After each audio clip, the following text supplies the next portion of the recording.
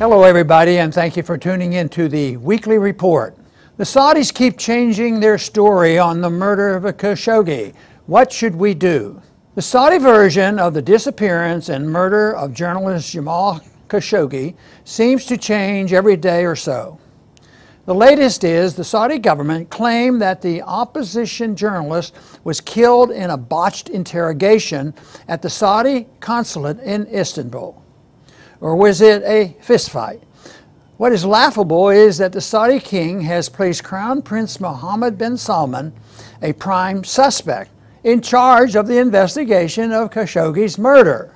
Though the official story keeps changing, what is unlikely to change is Washington's continued relationships with Saudi Arabia. It is a partnership that is in no way beneficial to Americans or the U.S. national interests.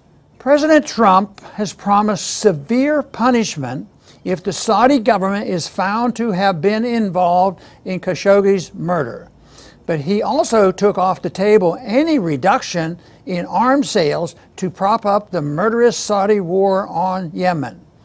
It's all about jobs, said President Trump, so the Saudi killing of thousands in Yemen can go on. Some murders are more important than others, obviously.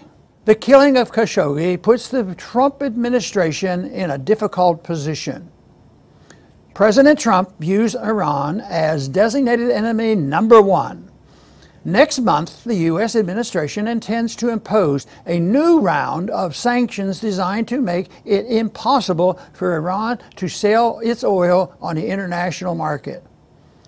To keep U.S. fuel prices from spiking over this move, Trump is relying on other countries, especially Saudi Arabia, to pump more and make up the difference. But the Saudis have threatened $400 a barrel oil if President Trump follows through with his promise of severe punishment over the killing of Khashoggi. The Saudis have also threatened to look for friendship in Moscow or even Tehran if Washington insists on punishing the regime of Riyadh. For a superpower, the U.S. doesn't seem to have many options. What whole mess reveals is just how wise our founding fathers were to warn us against entangling alliances. For too many decades, the U.S. has been in an unhealthy relationship with the Saudi kingdom, providing the Saudis with a U.S. security guarantee in exchange for cheap oil and the laundering of oil profits through the U.S. military-industrial complex by the purchase of billions of dollars in weapons. This entangling relationship with Saudi Arabia should end. It is unfortunate that the tens of thousands of civilians dead from Yemen to Syria due to Saudi aggression don't matter as much as the murder of one establishment journalist like Khashoggi. But as one Clinton Flack once said, we should not let this current crisis go to waste.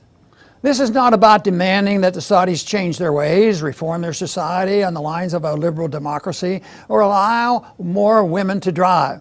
The problem with our relationship with Saudi Arabia is not about Saudi Arabia, it's about us. The United States should not be in the business of selling security guarantees overseas to the highest bidder.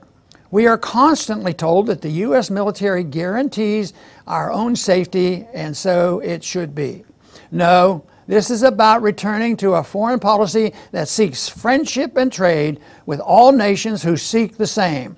But that heeds the warning of George Washington in his farewell address that a passionate attachment of one nation for another produces a variety of evils. If we care about the United States, we must heed this warning. No more passionate attachments overseas. Friendship and trade for everyone. Thanks for tuning in.